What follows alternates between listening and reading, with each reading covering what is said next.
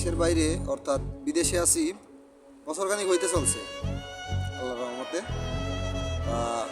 এখনো পর্যন্ত ইনকাম সেরকম একটা করতে পারিনি, প্লাস বাড়িতেও টাকা দিতে পারি নাই।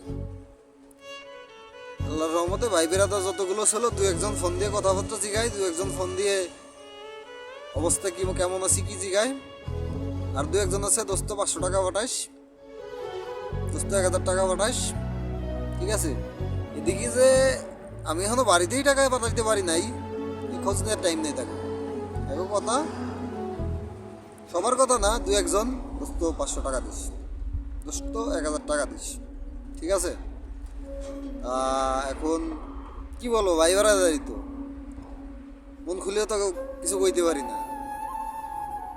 যা হোক সমস্যা নাই, আল্লাহ যেভাবে রাখছে তাতে আলহামদুলিল্লাহ, সমস্যা নেই। যত খারাপ পরিস্থিতি আসুক আলহামদুলিল্লাহ, সর্বশেষে কথা একটাই আলহামদুলিল্লাহ।